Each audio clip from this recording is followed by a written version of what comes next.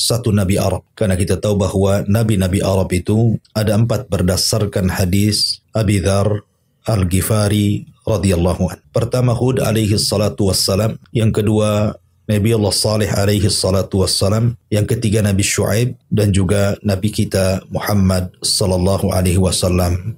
Inilah 4 nabi yang disebut dengan Al-Anbiya, nabi-nabi minal Arab, dari Arab. Selebihnya nabi-nabi itu kebanyakan dari Bani Israel. Di antara Nabi Arab yang pertama adalah Hud alaihi salam. Hud alaihi salatu wassalam banyak dicantumkan kisahnya di dalam Al-Quran. Bahkan namanya disebut 7 kali dalam Al-Quran. Dan juga tempat tinggalnya Al-Ahqaf juga dijadikan nama surat dalam Al-Quran. Jadi Hud juga nama surat, Al-Ahqaf juga nama surat. Artinya dengan mempelajari kisah-kisah para nabi, kita lebih paham lagi tentang nama-nama surat dalam Al-Quranul Karim.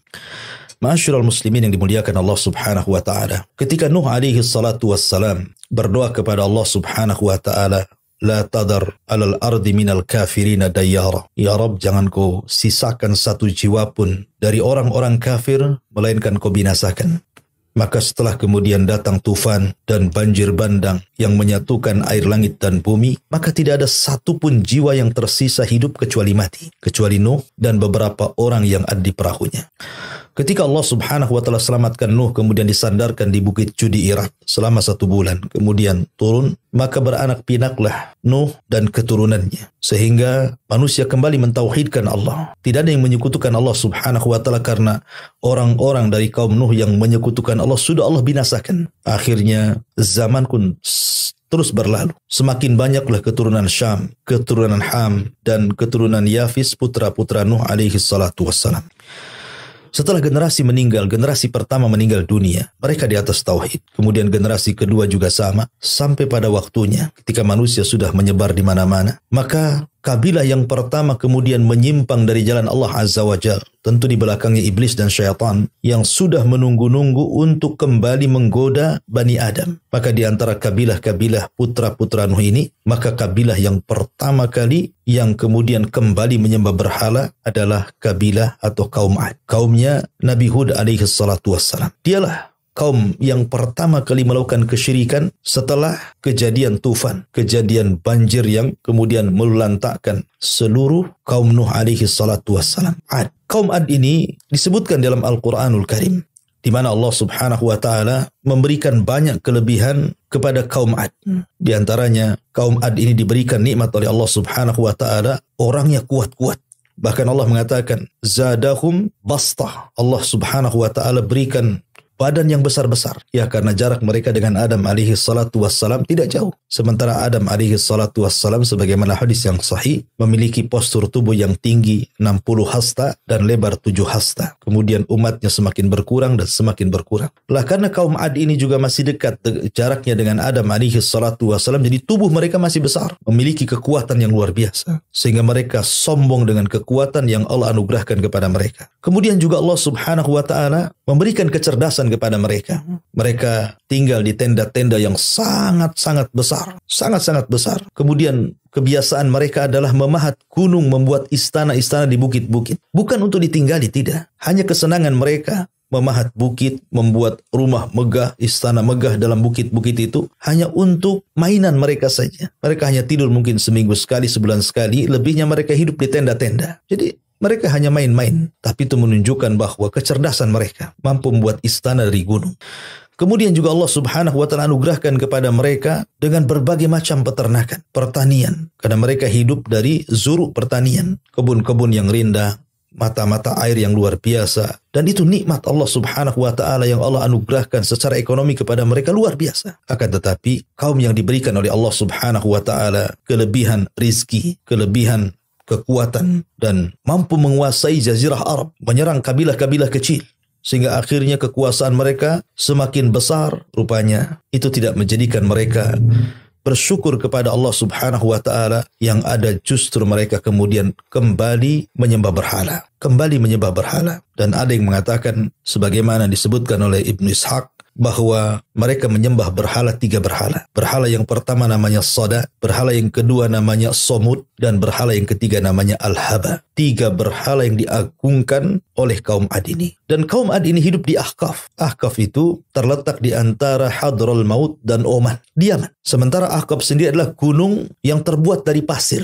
Mereka tinggal di situ. Kemudian mulai menyebar kemana-mana karena mereka adalah kabilah-kabilah yang sangat bengis. Wa idza batastum jabbarin, apabila mereka menyerang seseorang itu, maka mereka menyerang dengan sangat bengis sehingga banyak kabilah-kabilah kecil kemudian dikuasai oleh mereka. Dan itu menambahkan kekayaan bagi mereka. Tapi sekali lagi mereka kufur kepada Allah Subhanahu wa ta'ala. Lah ketika kemudian mereka mulai banyak menyembah berhala-berhala, menyekutukan Allah Subhanahu wa ta'ala, di sini Allah Subhanahu wa ta'ala utus kepada mereka saudara mereka, Hud alaihi salatu wassalam. Siapa Hud? Ada yang mengatakan bahwa Hud, sebagaimana dijelaskan oleh ahli sejarah, nasabnya sampai kepada Sam, putra Nuh alaihi salatu wassalam, dan dia termasuk nabi yang kemudian diutus kepada umat yang belakangan disebut Al-Arabu Al-Ba'idah. Jadi Arab itu terbagi menjadi 3. Jadi Al-Arabu Al-Ba'idah, Al-Arabu Al-Baqiyah, dan Musta'rab. Artinya Al-Arabu Al-Ba'idah ini Arab yang sudah musnah, sudah tidak tersisa lagi mereka. Ya seperti kaum Ad, kaum Thamud dan yang sejenisnya. Adapun yang Baqiyah yang masih tetap, mereka adalah kabilah dari Qahtan contohnya. Seperti Imam Malik rahimahullahu ta'ala keturunan Qahtan. Kemudian juga adapun Musta'rab ini adalah keturunan Ismail alaihi salatu wassalam. Dan Ismail bukan Arab tetapi tinggal di Arab dan pasti berbahasa Arab. Hud alaihi salatu wassalam diutus kepada kaum Ad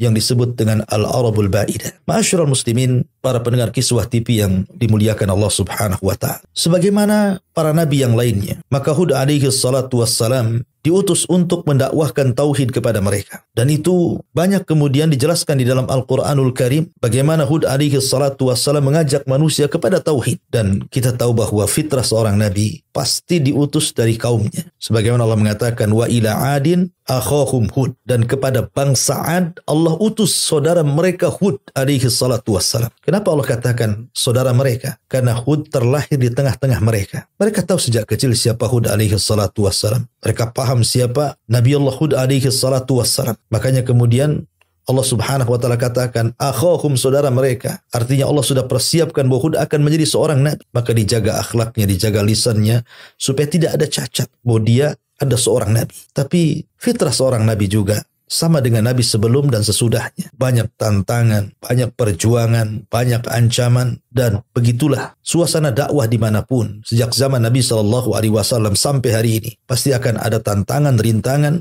ancaman, dan begitulah tujuan syaitan ketika melihat dakwah ini berkembang, maka syaitan akan berusaha untuk menutupnya dengan berbagai macam upaya. Ma'asyiral muslimin yang dimuliakan Allah Subhanahu wa ta'ala. Hud alaihi salatu wassalam ketika berusaha mendakwai kaumnya, maka para pembesar Ad ini datang kepada Hud dan mengatakan, qala al-mala'ul ladzina kafaru min qaumihi. Berkata para pembesar orang-orang kafir dari kaumnya Hud alaihi salatu wassalam, inna lanaraka fi safahatin wa inna lanadhunnuka minal kadhibin. Wahai Hud, sesungguhnya kami benar-benar memandang kamu dalam keadaan kurang akal. Kau ini gila. Dan sungguh kami juga menganggap engkau ini adalah seorang pendusta. Subhanallah. Sunnatul dakwah. Ketika orang berdakwah menyampaikan kebenaran, pasti akan dituduh 2 perkara ini. Pertama, dianggap kurang akal. Dianggap gila. Yang kedua, dianggap pendusta. Lihat Nabi SAW. Bagaimana Nabi SAW dikatakan penyihir, dikatakan gila, dikatakan pemecah belah, dikatakan dukun paranormal, tukang tenun, dan yang sejenisnya. Itulah laqab-laqab yang kemudian diberikan kepada para nabi dan rasul dan kepada siapapun yang mendakwahkan dakwahnya para nabi dan rasul. Tidak lepas daripada tuduhan ini. Tuduhan bahwa kita ini disebut radikal, disebut keras, dan begitu seterusnya supaya orang lari dari kita. Ya. Tetapi Hud alaihi salatu wassalam ini orangnya lembut. Dia tidak membantah dengan cara keras, tidak mencaci dan memaki balik. Justru dia mengatakan, qala ya qaumi laisa bi safaha walakinni rasulun min rabbil alamin. Wahai kaumku, aku ini tidak kekurangan akal, sama sekali akalku sehat. Aku tidak gila, sama sekali aku waras. Tetapi aku ini utusan dari Allah Subhanahu wa ta'ala, Rabb semesta alam. Uballigukum risalati rabbi wa ana lakum nasihun amin. Saya hanya menyampaikan risalah Allah kepada kalian, karena saya ini hanya pemberi nasihat yang terpercaya, yang jujur, yang amanah. Ya. Jadi bagaimana dakwanya Hud? Dengan lembutnya dia membalas perkataan kaumnya. Ma'asyiral muslimin yang dimuliakan Allah Azza wa Jalla. Bahkan dalam ayat yang lain, Hud mengatakan, inni lakum rasulun amin. fattaqullaha wa ati'un wa ma as'alukum alaihi min ajrin in ajriya illa 'ala Allah. Sesungguhnya aku adalah rasul yang dapat dipercaya bagi kalian. Oleh karena itulah bertakwalah kalian kepada Allah dan taatilah aku. Akan tapi apa yang terjadi? Kaum Ad adalah kaum yang sangat keras kepala, yang tidak pernah bersyukur akan nikmat Allah Subhanahu wa taala. Ketika Hud mengatakan bahwa saya datang kepada kalian menjadi seorang nabi, penasehat yang terpercaya, mengajak kalian ke dalam tauhid kepada Allah Subhanahu wa taala, justru kaumnya mengatakan, ya Hud, ma ji'tana bi bayyinatin wa ma nahnu bi tariki alihatina an qaulika wa ma nahnu laka bimu'minin innakula illa ataraka ba'du alihatina bisu. Subhanallah. Wahai Hud, kamu tidak mendatangkan kepada kami satu bukti yang nyata. Dan kami sekali-kali tidak akan meninggalkan sesembahan-sembahan kami karena perkataanmu itu. Dan kami sekali-kali tidak akan mempercayai kamu karena kami tidak mengatakan melainkan bahwa sebagian sesembahan kami telah menimpakan penyakit gila kepada. Subhanallah. Bagaimana kaumnya mengatakan bahwa karena engkau sudah, mungkin bahasa kita, karena engkau sudah terus mengejek kami karena sesembahan-sembahan kami atau karena peribadatan kami mengikuti nenek-nenek moyang kami. Sekarang rasakan wahai Tuhan-Tuhan kami sudah memberikan penyakit gila kepadamu. Nauzubillah. Ma'asyiral muslimin yang dimuliakan Allah Subhanahu wa taala. Tapi Hud terus mengingatkan mereka dengan cara targhib. Targhib itu memberi kabar gembira. Sebagaimana Allah Subhanahu wa taala mengatakan, wattaqul ladzi amaddakum bima ta'malun amaddakum bi an'amin wa banin wa jannati wa uyun. Kata Hud, bertakwalah kalian kepada Allah. Kalau kalian mau bertakwa, mau mengikuti agamaku, mau meninggalkan Tuhan-Tuhan kalian, kata Hud, dan kalian mau bertobat kepada Allah Subhanahu wa taala, maka Allah akan anugerahkan kepada kalian apa itu? Amaddakum bi an'amin wa banin. Tentu kalian akan diberikan banyak keturunan, banyak hewan-hewan ternak, dan juga wajannati wa uyun, kebun-kebun yang indah dan mata air yang akan mengalir, yang senantiasa akan bermanfaat untuk kalian. Dijanjikan oleh Hud. Artinya kalau kalian wahai bangsa Ad meninggalkan Tuhan kalian, mengikuti dakwahku, mentauhidkan Allah Azza wa Jalla, maka Allah akan tambah banyak rizki kepada kalian. Binatang ternak, anak-anak, pohon-pohon, tumbuh-tumbuhan, hutan-hutan, kebun-kebun, bahkan mata air, sumber-sumber, sungai-sungai, lautan, dan begitu seterusnya. Akan tapi apa yang terjadi? Mereka diingatkan pun tidak mau kembali kepada Allah Subhanahu wa taala. Yang ada kemudian mereka berusaha untuk menghalang-halangi dakwah Hud alaihi salatu wassalam. Ma'asyiral muslimin yang dimuliakan Allah Azza wa Jalla, apalagi Al-Quran menyebutkan bahwa kaum Ad ini tidak percaya dengan adanya kebangkitan. Mereka menganggap bahwa setelah mereka mati, ya sudah, mati saja. Tidak mungkin dibangkitkan lagi. Dan itu perkataan mereka, bahwa mereka itu menganggap bahwa hidup mati mereka itu hanya karena waktu saja, bukan karena Allah Subhanahu wa taala. Tidak, itu hanya waktu saja. Soal mati, soal hidup itu urusan waktu. Artinya bahwa sudah sedemikian keyakinan orang-orang Ad ini alaihi salatu wassalam. Akhirnya ketika mereka mengolok-olok Hud alaihi salatu wassalam sampai yang lebih parah, mengolok-oloknya itu sampai meminta kepada Hud agar segera didatangkan azab. Bayangkan ya. Qalu ajitana lina'budallaha wahdahu wa nadhara ma kana ya'budu abauna fa'tina bima ta'iduna in kunta minas sadiqin. Maka wahai Hud, jika memang kau benar apa yang kau janjikan kepada kami, fa'tina bima ta'iduna, maka datangkanlah azab yang engkau selalu ancam kepada kami, in kunta minas sadiqin, jika engkau memang benar orang-orang yang jujur, bahwa azab itu akan turun kepada kami gara-gara kami nolak dakwahmu. Subhanallah. Mereka merasa aman dari azab Allah Subhanahu wa taala. Padahal tidak boleh kita merasa aman dari azab Allah. Karena bagaimanapun azab Allah itu sekonyong-konyong bisa saja datang kepada kita. Tapi mereka merasa sombong. Akhirnya apa yang terjadi? Allah Subhanahu wa taala timpakan kepada mereka kekeringan yang luar biasa. Kata Ibnu Ishaq bahwa kekeringan yang dialami kaum Ad itu sampai 3 tahun. Menghancurkan ladang-ladang, menghancurkan sawah-sawah, menghancurkan kebun-kebun, mewafatkan ternak-ternak. Akhirnya mereka pun kelaparan. Ketika mereka merasakan azab pertama berupa kekeringan, maka orang-orang pilihan mereka, 70 orang pilihan mereka, sebagaimana kebiasaan orang-orang Ad, apabila susah, mereka akan datang ke haram, bermunajat kepada Allah Azza wa Jalla di haram, supaya Allah turunkan hujan kepada mereka. Berangkat orang pilihan ke haram. Sampai di haram justru mereka malah mabok-mabok, main perempuan, dan begitu seterusnya, sampai ketika diingatkan baru mereka sadar, barulah kemudian mereka berdoa di haram. Apa jalan keluarnya? Bagaimana cara penyelesaiannya? Bagaimana caranya supaya terjadi hujan lagi? Setelah mereka ikhlas berdoa, tiba-tiba ada suara dari balik awan dan mengatakan bahwa aku memberikan kalian 3 pilihan. Akan kukirimkan 3 awan. 1 awan berwarna putih, 1 awan berwarna merah, dan 1 awan berwarna hitam pekat. Tinggal milih. Akhirnya serempaklah 7 orang pilihan mengatakan, kami menginginkan awan hitam. Karena alasannya awan hitam itu banyak isi airnya. Hujannya bisa lebat. Itu menurut mereka. Maka setelah itu mereka pulang sampai di Yaman. Rupanya betul Allah subhanahu wa ta'ala kirimkan awan. Kirimkan awan sesuai dengan permintaan mereka. Awan yang sangat hitam pekat. Dan Allah subhanahu wa ta'ala gambarkan dalam Al-Quran. Falamma ra'auhu aridan mustaqbila awdiyatihim. Qalu hadha aridun mumtiruna. Bal huwa masta'jaltum bih. Rihun fiha adhabun alim.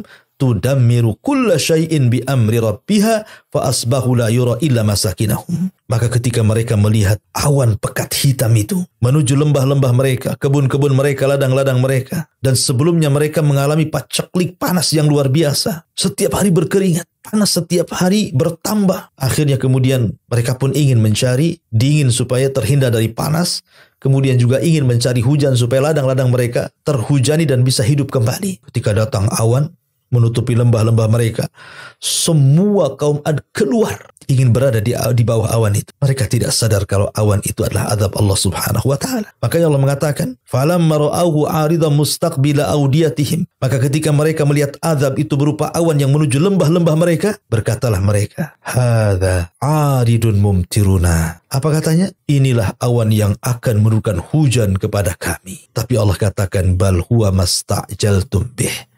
Rihun fiha adzabun alim. Tapi Allah mengatakan bukan. Bahkan itulah azab yang akan kamu minta agar datang dengan segera. Angin yang mengandung azab yang sangat pedih sekali. Yang akan menghancurkan segala sesuatu dengan perintah Tuhannya. Maka jadilah mereka tidak ada yang kelihatan kecuali bekas tempat-tempat mereka. Ma'asyiral muslimin yang dimuliakan Allah Azza wa Jalla.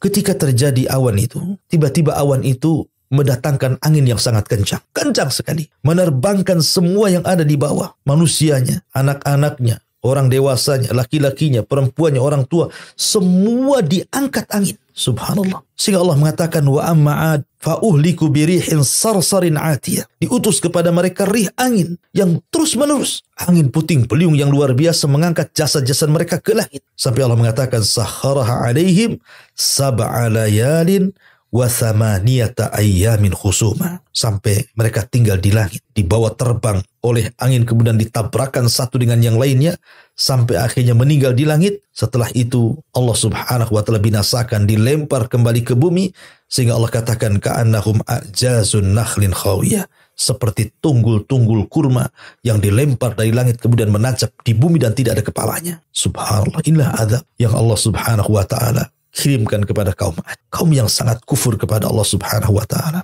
Adapun Nabi Hud alaihi salatu wassalam, maka Allah subhanahu wa ta'ala selamatkan dengan para pengikut yang beriman. Walamma ja'a amruna najjayna hudan walladzina amanu ma'ah birahmatin minna wa najjaynahum min adzabin ghalid. Dan ketika datang perkara kami, azab kami kepada mereka, maka kami selamatkan Hud dan orang-orang yang bersamanya dengan rahmat dari kami, dan kami selamatkan mereka dari azab Allah subhanahu wa ta'ala yang sangat pedih. Akhirnya Allah selamatkan Hud dan juga kaumnya, sementara kaum Ad dihancurkan, diluluh lantakkan. Tidak ada yang tersisa satu jiwa pun dalam peristiwa ini. Lihat bagaimana Allah subhanahu wa ta'ala apabila mengirim azab pada umat-umat sebelum kita, maka tidak ada tersisa kecuali mati. Bahkan tempat-tempat mereka tidak tersisa kecuali melebur dengan tanah.